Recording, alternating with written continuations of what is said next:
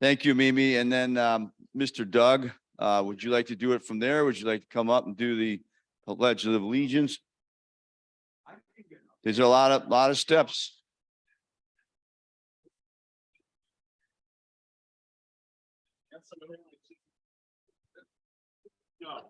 And now you don't have to worry about the words because Tom's going to put them up there. Look at that.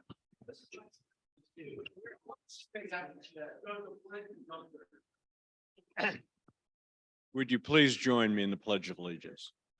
I pledge allegiance to the flag of the United States of America and to the republic for which it stands, one under God, indivisible, with liberty and justice for all. The four-way test of the things we think, say, and do. Number one, the truth.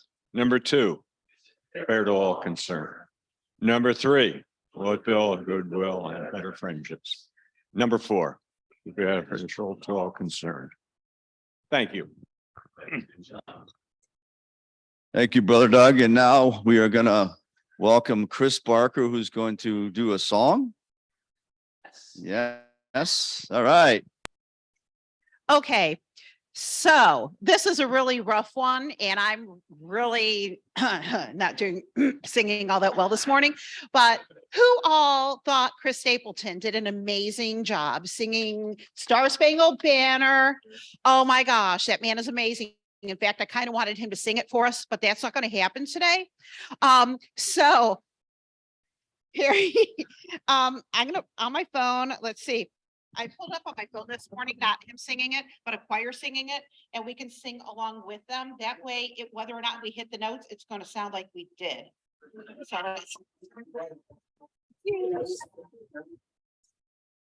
here, we'll start all over because all right, you guys. Oh, let's just join. At the twilight's last gleaming, whose broad stripes and bright stars through the perilous fight o'er the ramparts we watched were so gently streaming, and the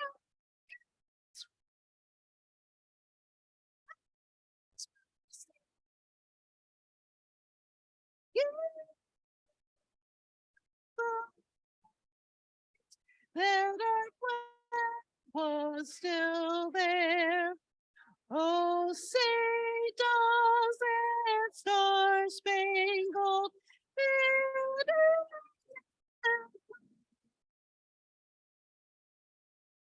o'er the land of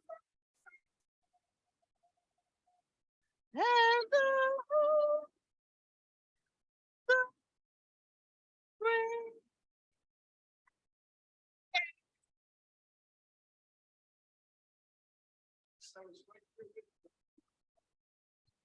Thank you.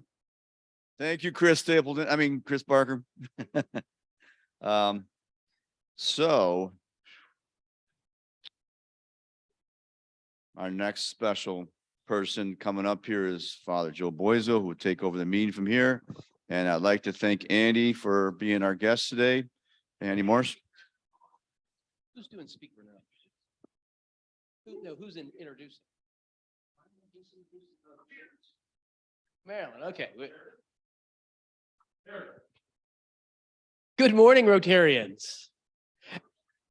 Okay, so this is the last day that the cheat sheet or the Pledge of Allegiance goes up here. All right, Tom, you hear me? That thing's gone. We're out of here. I'm making an executive decision right here. You remember when it happened. And when we say the pledge, we're going to go to the flag from now on, all right? So not the picture of the flag, we're going to the flag. All right, I went to Mrs. Thomas's second grade class, so you all are going to join me in that. Yeah, you know what, I was thinking as we were singing that, thank you, Chris, for leading us in our national anthem, that we have a very difficult anthem to sing, don't we? I don't know other anthems. I mean, I don't know. Maybe the Mexican national anthem is difficult to sing. But I don't know. But we should have a difficult anthem. I mean, we have a difficult charge to live up to as a free society. So yeah, it reminds us that it's difficult to be an American, and it's a good thing. So yeah, this morning, Madeline, make sure I say your name right. Lapidi Carino. All right, is with us again, and I have an application for her. Yes, let's give her as a member. So I'm just going to go out on a limb and say the next time the board meets, we're going to approve you. If not, I just ripped off the words for the Pledge of Allegiance. I can do a lot around here. So, so there's that. And welcome. Be among us no longer just as a friend, but as one of us. We appreciate that. Also, I wanted to mention that we are doing a collection. Today would be the last day, isn't it? For the Safer Futures collection. So this is a domestic violence shelter in Portage County, and I think it's the only one in Portage County. And so they do yeoman's work in helping women and families who are in violent and dangerous situations. So we're collecting cleaning supplies for them. Obviously, since it's the last day, if you didn't bring cleaning supplies, but you brought your checkbook, hey, we're old fashioned like that. So, see Terry about that. And we'll even take cash, greenbacks, those are, so I'm sorry. Okay. So there you go. That's all that I have. I'm going to bring Marilyn up, and she is going to introduce our guest for the day.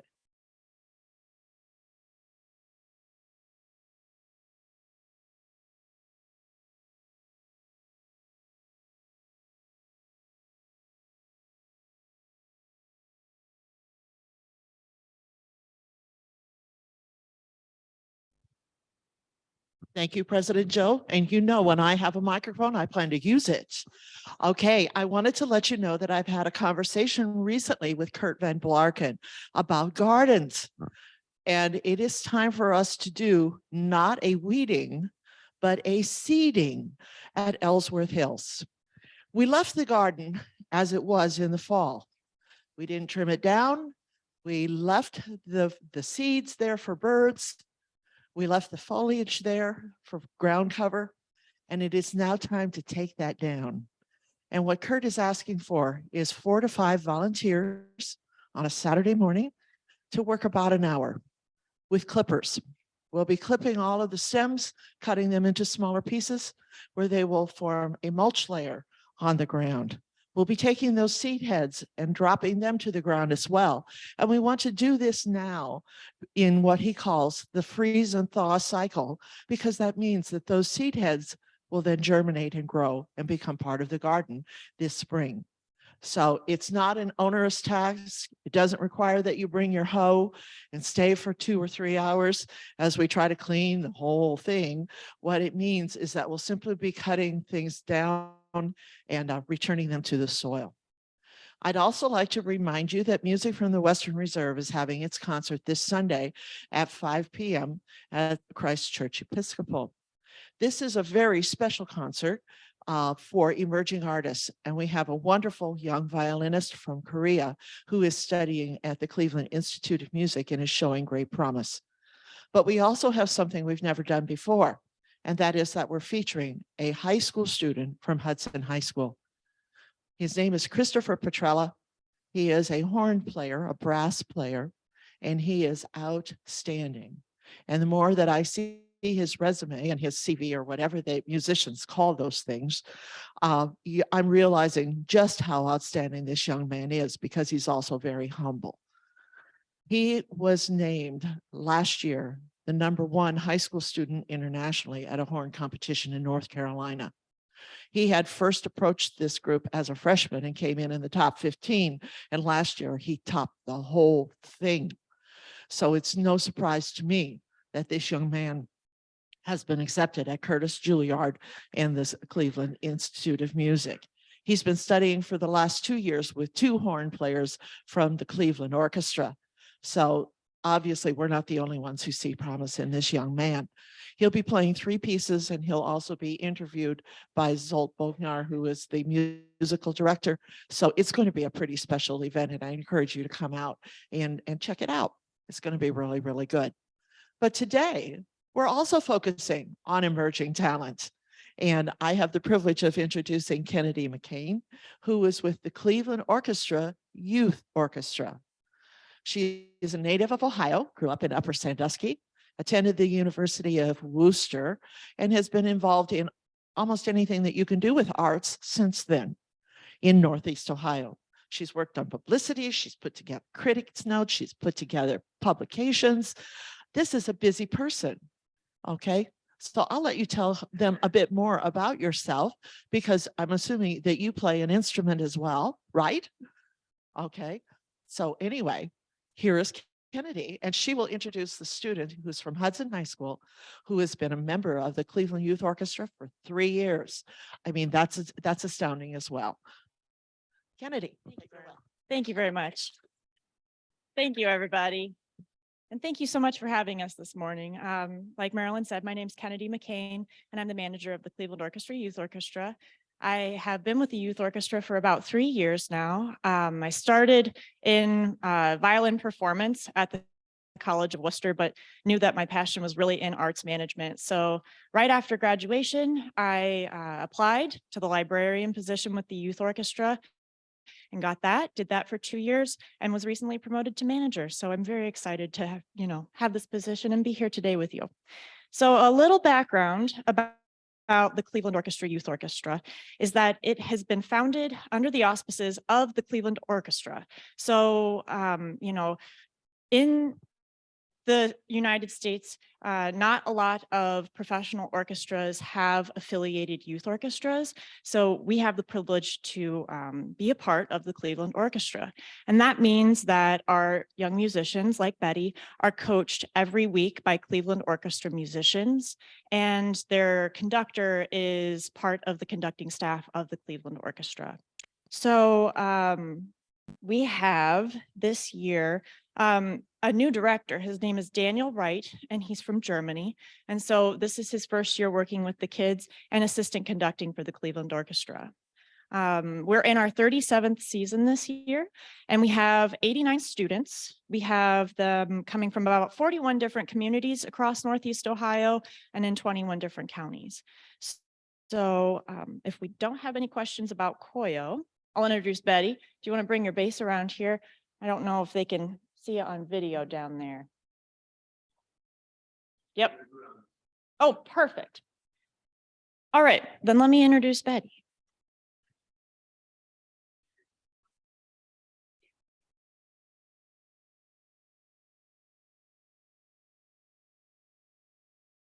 All right. You're good. You're good. All right. We have Betty McGurr. Betty McGurr has been with us for 3 years in Koyo. You're a senior this year. That's right. Okay. Do you want to tell me if you're a senior at Hudson High School? Yeah, I'm a senior at Hudson High School. I've been involved in the music programs at Hudson City School since I moved here, which was 9 years ago. And that's when I started playing the double bass. And yeah, I've really enjoyed my experiences in Koyo. I joined my sophomore year, which was a bit bizarre because that was the virtual year. That was the 2020-2021 season, but we still managed to have a really good experience. We did guest speakers on Zoom. We did a lot of interesting stuff. We did score study with our conductor. I learned a lot, but it's been great to be in person and playing in Severance every week and getting to meet a ton of new people and learning a lot. A music stand by any chance? I was gonna bring that. Would you like her on? Okay. Yeah, there you go. Yeah. Oh, perfect.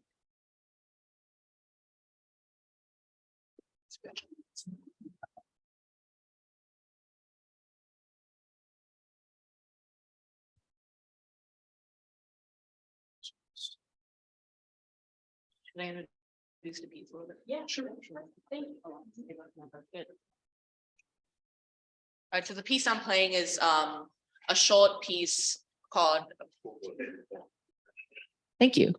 I'm playing a short piece called Tre Giorni by Pogacelli, and it's from a book called Progressive Repertoire by George Vance, and it's one of the few compilations of music arranged for double bass learning for double bass students by a bass virtuoso. They don't really have stuff like the Suzuki book for bass, so it's a really good resource for students, and there's a lot of great solo pieces in here, so I just wanted to shout that out.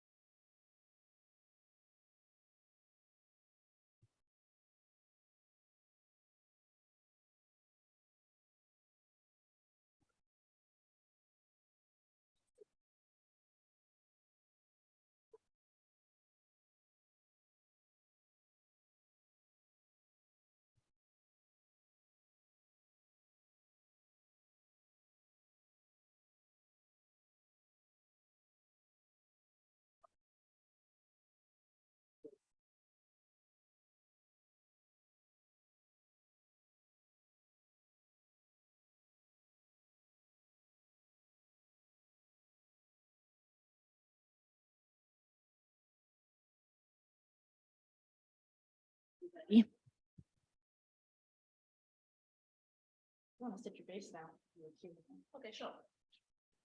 All right, can everybody hear me? There. Yes.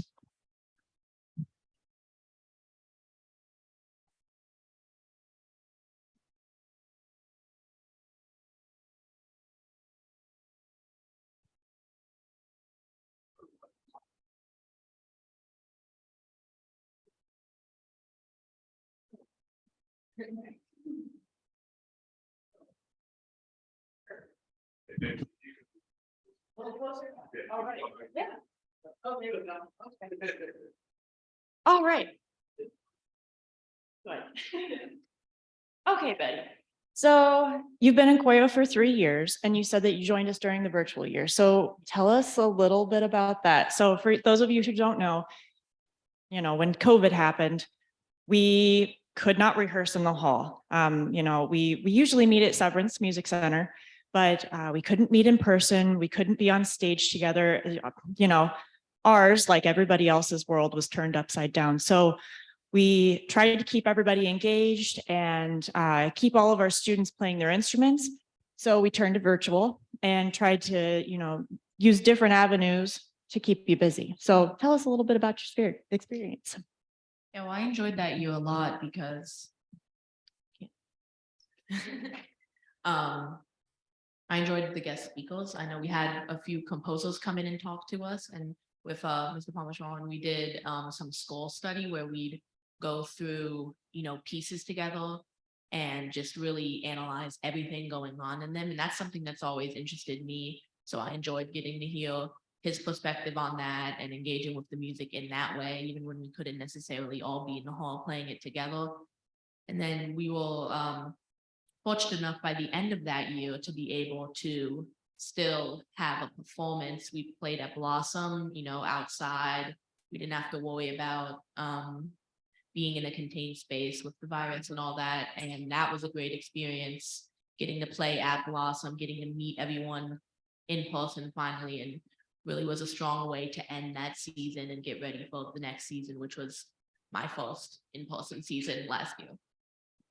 And it was really great because there were several pieces that Mr. Parameshwaran, our conductor at the time, he had programmed with composers who were living. And so they were able to zoom in with us and do Q&As with the kids and talk about their works and the you know, vision that they had for it. And I think that really inspired you guys to play it, especially when they got to perform them at the end of the season.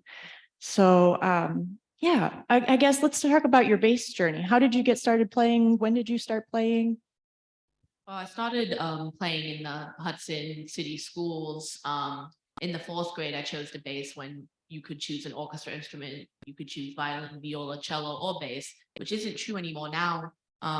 Dr. Lowell, who directs the elementary orchestras, she doesn't allow, not that sounds bad, not doesn't allow, but you know, bass is a pretty difficult instrument for a kid that's like 3'9". So she has them play another instrument first, sort of get the techniques down of that instrument, and if they wish, they can choose bass. It's similar to what they do in the band with the saxophone. You have to start on clarinet. So I think that's nice. You know, it really helps, you know, with retention of students on an instrument and also just with general knowledge, because it's a beast to lug around and a beast to get used to. So yeah, so I started in the 4th grade there, and I've been involved in the Hudson City Schools music programs ever since. All right. So I guess tell us about your choreo experience now that you've been in the hall and you've been playing with us regularly. Do you have a favorite memory, a favorite piece? I've really enjoyed getting to know other people on my instrument. I love being, you know, at Hudson with so much musical talent around, and I have a lot of friends in the orchestras here at Hudson, but it's great to get to know other people and other students from other communities with different experiences and different backgrounds. So I've really gotten to know my fellow musicians in Northeast Ohio, and that's been great. And our repertoire is always so diverse and interesting and engaging in choreo. So I enjoy getting to find out what we're going to play next and getting to work on it. And I really love hearing the end result once it all comes together at the concert. So this year, with Mr. Wright being a new conductor, can you kind of speak to the differences? So you've had the experience of working with both Mr. Parameshwaran as well as Mr. Wright. Yeah, what are those differences? I don't know, they're both phenomenal conductors, and I enjoyed working with them both. They're both really kind people who care about their students. I know it's sort of a stereotype that, you know, conductors are like mean or rough, or you think you're in Whiplash or something, but no, they're phenomenal people. And, you know, even with so many students, they really get to know everybody and they know our names and they care about us. It certainly is different because everybody is different, but I've enjoyed working with them both. And yeah, I don't see any downsides to either of them. They're great people. Okay, all right. I guess so being a senior, Do you have any plans for your summer? And what are your plans after graduation? No pressure. This summer, I'm probably just gonna stay in Hudson, walk, get ready for college. And then I plan to attend Ohio Wesleyan in the fall next year. So, and I'm gonna probably end up majoring in English and medieval studies. So, and maybe play bass as a community member in at the school, but not majoring in music. That's great. Thank you. All right. So just a little, I guess, background about what we've got coming up here. We do have a concert this Friday at 8 p.m. at Severance Music Center. Our rep will be playing is Wagner's Die Meistersinger, Schubert's Mass in G with our Cleveland Orchestra Youth Chorus, and Brahms Symphony No. 1. And then we have our final concert Friday, May 5th, again at 8 p.m. We'll be playing Kurt Schwerstig, Erke entdeckt America. This is tied in with our inaugural Mandel Opera and Humanities Festival theme. It's titled The American Dream. And then we'll be performing Sibelius Violin Concerto. And this is with one of our Koyo Concerto winners, Marina Ziegler. She's a senior this year, so we're very excited to have her. And then Rachmaninoff Symphony No. 3. So if you're interested, you can purchase tickets online or call our box office and they'll get you set up. So do we have any questions?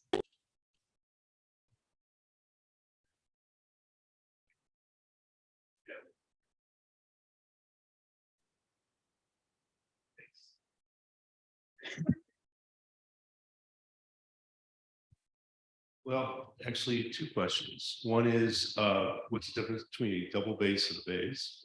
And this other question is, how does one get on the youth orchestra? I assume it's a fairly competitive process to be applied and get on. Yeah, so there's really no difference between double bass and a bass. It's just a difference in names. So I guess if you want to be like official name, the contrabass, and the reason it's called the double bass is because when the instrument was starting to be used, it was often used solely to just double the cello line. So it'd be playing the same line, but an octave lower to sort of enhance the sound and add more sort of layers to the tone. But now it's become its own instrument sort of, and usually has a unique part. But if you're playing older music, it might fall in line more with the cello's part. So yeah, contrabass, double bass, stand-up bass, it's all the same. It's just semantics. And then your second question was about the audition process. Again, I had a bizarre experience with the audition process because I auditioned the summer of 2020, which was right when COVID had hit. So I did an online audition process. I had taken some videos of myself playing, which has its ups and downs. I liked the ability to be able to retake the videos if I felt I hadn't done well, but at the same time, you get stuck in this process of just being like, oh, that wasn't perfect. I got to do it again. Oh, I got to do it again. And then you're just playing it over and over again. Whereas if you do an in-person audition, it's one and done. You don't have to worry about it. But yeah, it's fairly competitive, and especially, for instruments with less and less people. I've always thought, oh, there's not a lot of basses in an orchestra usually. That's got to be really competitive. And then I see instruments like the oboe and there's like 4 of them and I'm like, oh, that's difficult. But yeah, it's fairly competitive, but the audition process itself is really easy. And I encourage everyone I meet who expresses even like a little bit of interest that I see at school in auditioning. I'm like, do it. There's no downfall. And if you don't get in, you can try again. And if you do, it's going to be a great experience. The audition process isn't hard. The information's online. And I think there's information about it in the school as well for students. So yeah. Our auditions are actually open right now until March 24th, I believe. So if you do have any young musicians who are interested in auditioning for Koyo, I highly recommend. We have our audition application available online and you can submit it today. So. Thank you for being here this morning on a slightly smaller stage than Severance Hall or Blossom Music Center. I had the opportunity to watch Benny and approximately 180 other performers play at the Hudson High School last night. Now, Benny, I think you're part of what, the Symphonetta? Is that right? I'm part of the chamber. Orchestra, yeah. Chamber orchestra. Yeah. Okay, forgive me. I did. No, it's okay. I It's mean, a little blurry to me. But I mean, I saw Benny up there with, I guess those were, I mean, all of your high school mm, colleagues, plus, I don't know, probably 60 or so, fifth, sixth. and I seventh. think it was 80, Eighth. a lot So of, fifth through eighth graders. Is it was all fifth graders, which is insane to me that one grade has 80 students. That's great. Oh, my goodness. Oh, my, and that says a lot about the health of the musical arts Mhm. program in Hudson. Yeah. But it was really great to see you up there, and I'm sure those kids, I mean, I don't know how much you realize that as a high school senior, but how much the younger kids must really look up to you. You know, there's a lot of hero worship, I'm sure is going on there at the same time, and that's so important. So thanks for doing that. Yeah, it was a great experience. And I do sort of understand what they're feeling because I remember being in awe and also a little bit afraid of older students, especially when it came to music, just being so impressed and wanting to do what they do. So yeah, it was great to walk with them, and we got to eat dinner with them after all rehearsal before the concert. So we got to know the fifth graders a little bit. And I'm really happy to see passionate kids coming through the music program at Hudson, and I'm hoping they stick with it and keep on doing what they're doing. Well, my grandson was one of those fifth graders, was playing the violin. So it was really fun. It was really fun to see that stage full. Got a question for you about your personal practice. Okay. Do you practice every day? No. She's honest. Okay. Do you have private lessons as well? Yes, I walk with Brian Thomas. He walks at Kent State University with bass. He does all genres. He's great. And what is your favorite genre? I really like opera because I'm a little bit dramatic, but I honestly like playing anything. I've have experience in classical, jazz, Broadway music. It's all great. I don't know if I could choose a favorite. It really just depends on the day. Okay. And then I have a question about your instrument itself. You have just one, right? Yes. And how many bows? I actually have two, but I think that's kind of rare. I know violinists who keep three Yeah, bows in their violinists have case. A lot of stuff. They've always got backups. I don't know. They're also always breaking bow hairs playing all. But no, the bass bows are pretty sturdy, and I have one French style bow. So unlike a lot of the other instruments, there's two different bow types. The French bow is sort of like an overhand grip, which is what I was just playing with. And that's similar to what you'd see on a violin or a cello or any other string instrument. But there's also a German grip, which is the other bow I have. I don't have it with me or I'd show it, but it's sort of an underhand grip. And it sort of rests in your hands. And the reason for these different developments is a little blurry, but it's basically where the instrument came from, hence the nationality names, and also just what was the style at the time. So now there's sort of this, the two coexisting bow types because they haven't really consolidated, because the bass has a really interesting history of its place in orchestras and its place in music in general. So, I mean, for the longest time, there was not an agreement on whether a bass had 5 strings or 3 strings in, the classic orchestra back in the day. And, so yeah, I have 2 bows, and the German bow, I don't normally play with it. And I just sort of have it just because I think it's cool and it's fun to experiment with. That's really interesting. It's a long-winded answer, I'm sorry. Well, I know, but I mean, it's really interesting that you've delved into the history of how this all came about. And does that have anything to do with your interest in medieval history? Not really, actually. I took we had a sort of seminar. I went to Interlochen Arts Camp this summer, and as part of the bass intensive, we did a lot of seminars on bass history, bass music history. So I learned a little bit about it there from people who had been researching it.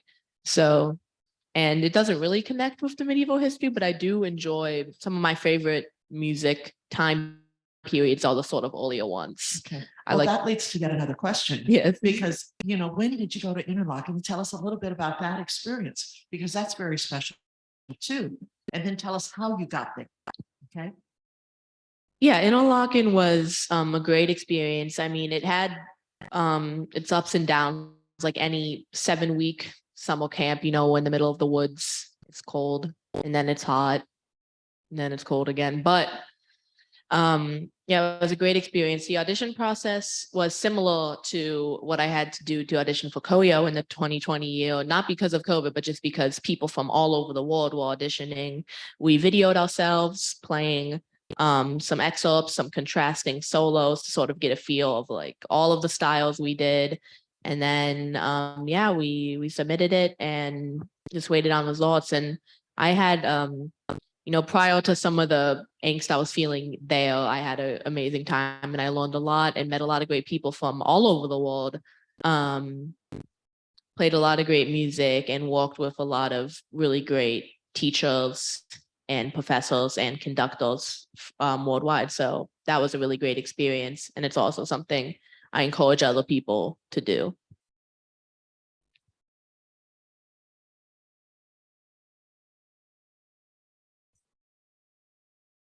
Well, thank you both for coming. Thank you so much. And it's been fantastic and certainly illuminating.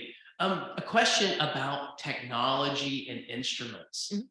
Just in general, like if I watch a period piece movie, it looks like they're playing the same instrument that I would see today at the, how much evolution takes place in an instrument over, you know, a period of time? Is it, are you tend to be like more don't change it, or is there a sense of flexibility in the development that you know, artists want? Yeah, that's a good question. And I think it really depends on the instrument.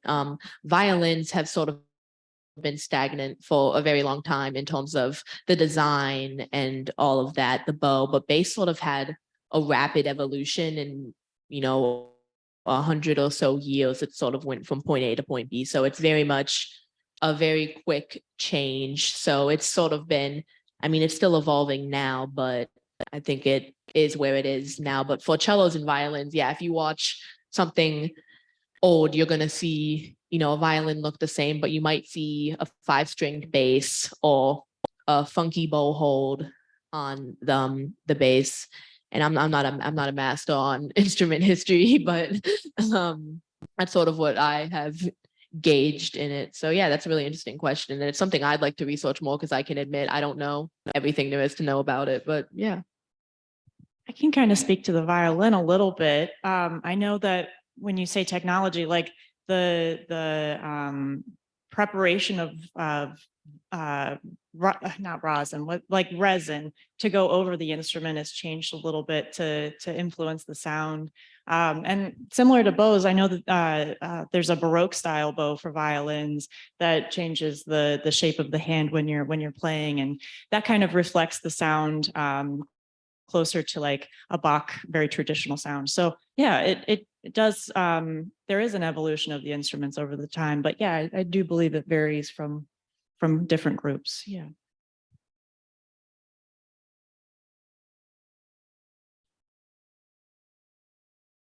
Thank you guys for coming.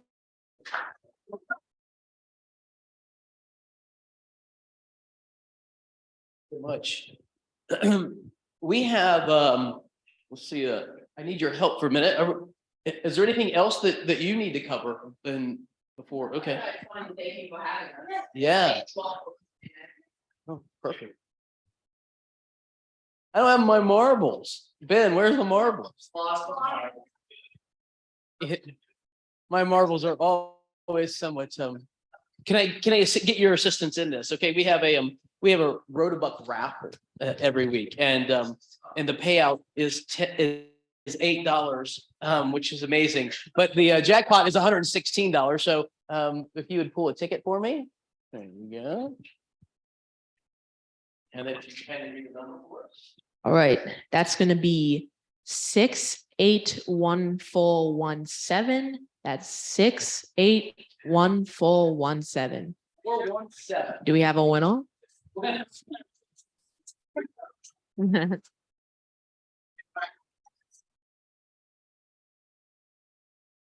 you believe somebody had an unmitigated goal to win your jackpot while you were away? Congratulations.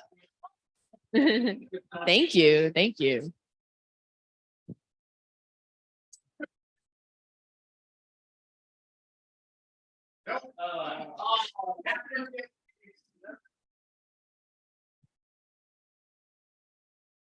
Again, thank you both for coming. We really appreciate it. Give them one more round of applause. Yeah. We have time for just a quick moment. Yeah. Yeah, maybe a little bit of a story. If you traveled today to Logan, Ohio, in the heart of the Hocking Hills, and you went to the Murphy Variety Discount Store, and then went down into the basement of that store, you would find the Columbus Washboard Factory still up and running. In the 1930s and 40s, the Columbus Washboard Company produced over 1 million washboards a year. 1 million washboards a year. If you don't know what a washboard is, and I'm trying very hard not to slip into my Southern Ohio and call it a washboard, which could happen, you know, if you go to Washington, D.C., stuff like that. But here I am in the sophisticated Northeast Ohio where you can't do that. But anyway, a washboard is about a 2 foot long by 1 foot board frame. And inside of it, there's corrugated metal, and you would take clothes and you would wet them and soak them and then rub them against this washboard in order to clean your clothes. So in the 1930s and 40s, over 1 million units a year, the Columbus Washboard Company, located in Logan, Ohio, would sell. I'll never know why they didn't call it the Logan Washboard Company, but anyway, they would sell 1 million units a year. Well, along came the electric washing machine, and their sales began to plummet. Now, I know there were some hangers-on, you know, there were some old timers, you know, Aunt Mabel, you know, Granny, who said, that electric washing machine will never get them as clean as I will, you know, and so they kept selling some washboards. And think about the 20th century, the development in technology and the way that human lives in the Western world changed. I mean, one of the things was indoor plumbing. At the beginning of the 20th century, it was very uncommon to have indoor plumbing. And there were people, I'm told, who didn't want it. They thought it unseemly. Imagine having a washroom in the kitchen, you know, or off the kitchen, you know, so they wanted to schlep it out to the backyard in the middle of January. And if they had one, that's what you would be doing today too. But no, you know, the technology developed and it moved on. Think about the way we listen to music, you know, whether if it's not a live performance, if it's recorded music, how that has changed.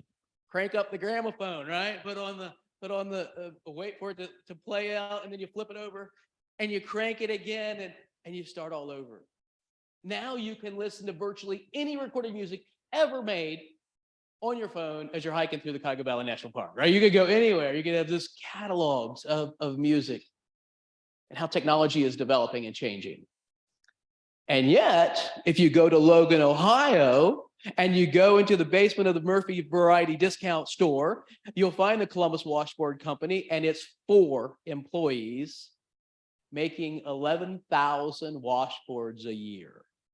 11, which I was sort of surprised. Can you imagine 11,000 washboards a year still being sold? And guess, do you know what they're being sold primarily for? Music. If you're going to play in a bluegrass band, you got to have a washboard. It's sort of like the version of Alabama with the fiddle. You know, you have to have a washboard if you're in a bluegrass band. It's a percussion instrument. Use a couple spoons. I've been lobbying to get one at my parish, but so far nobody's taken it. But you know what a great sound that would be. You know, singing, you know, "Holy, Holy, Holy" with a washboard. You know, I think it'd be awesome. But it just gets me to thinking about this tension that we live with. The tension with technology, the way that it develops and it moves us forward and improves the quality of life. But with every movement of technology, there's also this pullback. There's this price that has to be paid. And how that sort of changes, not even sort of changes, it radically changes humanity and the way that we live and the quality of life that we have. And I think about how, for instance, the Amish they've thought through this. A lot of people are critical of them. They shouldn't be. They've thought through it. And they thought, you know, there are certain ways in which we'll allow technology into our lives, but we're going to be, you know, hold the line and say this far and no further until the next generation comes along and says, well, maybe a little bit further. We're a little less critical. We just simply allow things to happen. Well, as you go from this place today, I leave you with nothing other than this, that technology is in our faces and in our lives, and we have to think critically about the way that we allow certain things to change them. What's the price that we have to pay? And with that, go have a great day, make a difference in somebody's life, and be great in whatever you do. All right.